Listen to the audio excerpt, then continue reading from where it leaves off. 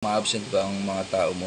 Yung bigla nilang uma-absent kahit may sarili naman silang day off, makaka-apekto sa operation yung. By the way, ako nga pala si Alfred de Guzman. Isa akong negosyante. Ang aking business ay soft drinks delivery.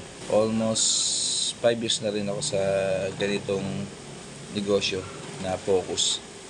Pero but before that, nagso-soft drinks na rin kami dati, dealer na rin kami dati, mga 10 years ago, pero hindi ako masyadong focus nun. So ngayon yung masasabi kong focus kasi ako talaga yung nagmamanage. Malaki ang epekto ng biglang pag-absent ng tao mo sa operation kasi halimbawa may kanya-kanya silang day off tapos bigla pang umabsent yung isa. Talagang makaka-apekto sa operation kasi may mini-maintain tayong area, rota, 'di ba? So bilang entrepreneur, yun nga, sabi ko, ang entrepreneur kailangan hindi lang nasa table, hindi lang nasa lamesa or utos ng utos. Dapat lahat ng aspect ng business ay kaya mo, alam mo. Para kung saan may butas, doon ka pupwesto. Let's say, walang cook. So, for today, mag-cook ka muna, tagaluto. Or halimbawa, walang bodegero, kulang sa bodegero, yun. Magbubudigero ka muna. Sa ganitong business na soft drinks delivery, soft drinks dealer ay talagang dapat flexible ka. Lahat dapat alam mo para hindi ka basta-basta didepende sa mga tao mo.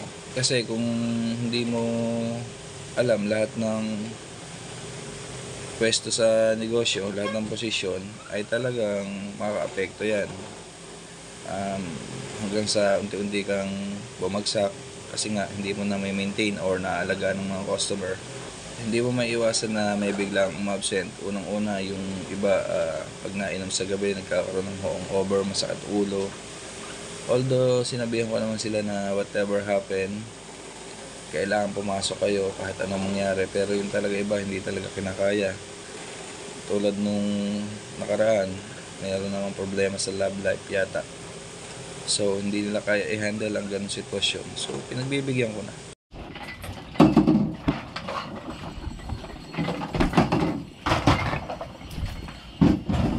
Wag mo na. Nagpakamada ka na, sis? Pwede hakutin mo natin malinis, sis? Malinis.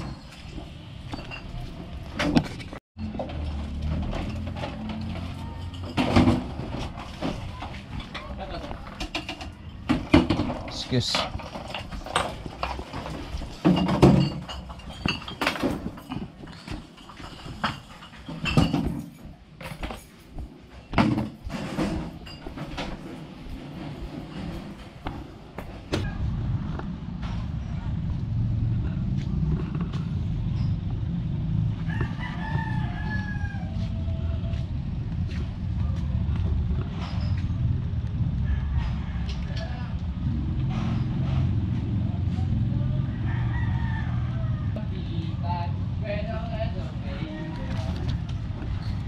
Ba't si Jolly? Hindi namin alam yan. Wala dyan? Wala. Pag-ising na wala si Julie. Pag agap yung pinuntahan yun. Diba? Hindi alam. Nagtatagal yun. Pag-ising namin, ano na dyan? Kailangan nyo yun, kailangan mo pinag-happy. Ito mo?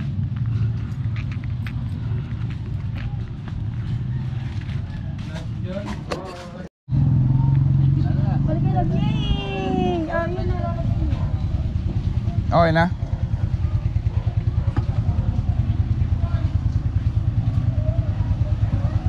Hindi, mamaya na ba?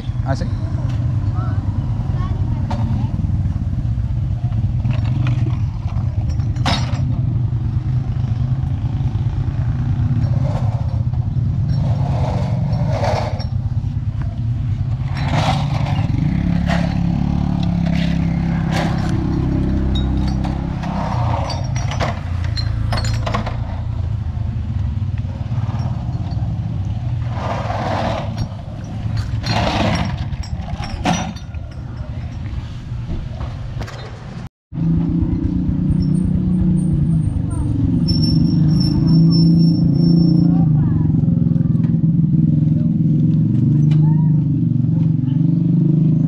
to. Doon ka, abot ko sa'yo. Hindi, dito lang muna. Sige pe. Dito. Lahat ng nasa likod.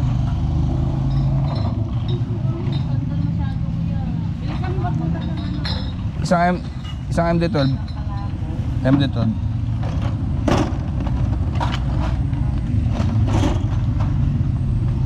Ito. Basyo.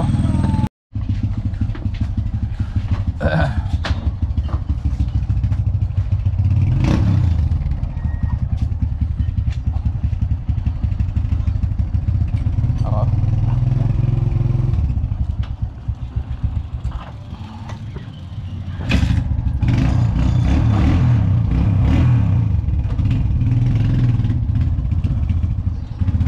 Puro tayo naman dito.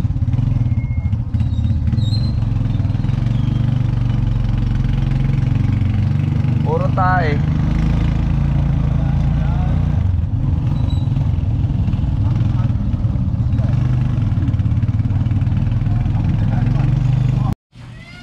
Ay, Kaya ganun. sinasabi niya, chinachat ko. Kaya pa ulit ako na nag-ano sa kanya eh. Ano pa order mo?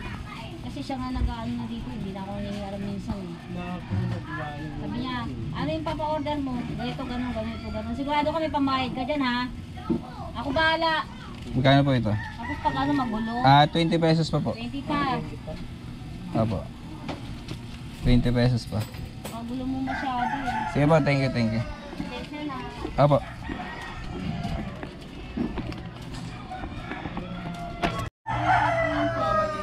$3,520 nga.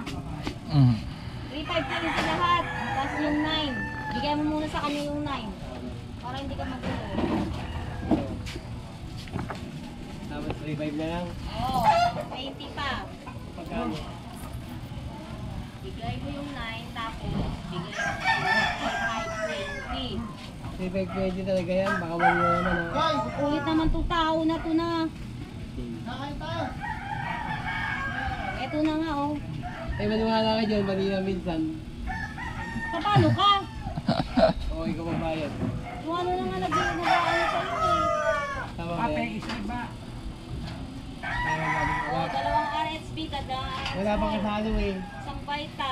Wala pang kasalo. Wala nga, hindi nga kasama dito. Anong gusto mo? Ay, naku. Wala pang bayad o. Yan ang pamahal. Sige. Ano nangyayari sa'yo? Ano nangyayari sa'yo? Nagpapa-order ka tapos wala kang pabayad? Ano nangyayari sa'yo? Baka mali. Baka Dati nga 5.5 eh. Dati 5.5 lang. ano ba nangyayari sa'yo? Ano nangyayari sa'yo? Sige, bayaran mo na yan. Gaaway sila. Gaano ba kulang yan? Magkano mababayaran ko? 3,500. Nakasal na ako sa'yo, nakasal na ako sa'yo. 3.5? 3,520 nga eh. Opo, ay. Papa, ano ka dyan, magmamadali yung tao ah. Mapansin talaga to eh. Ito na may totoo. Ito naman din ko lang ito. Oh, yung coins mo, bigay mo yan, 55 pesos. Bali, 1,000.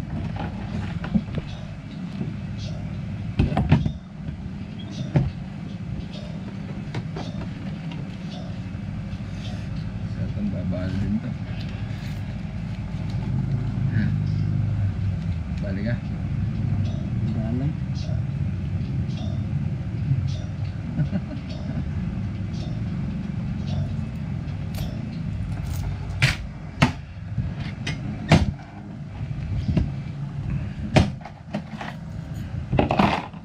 Ano na yan?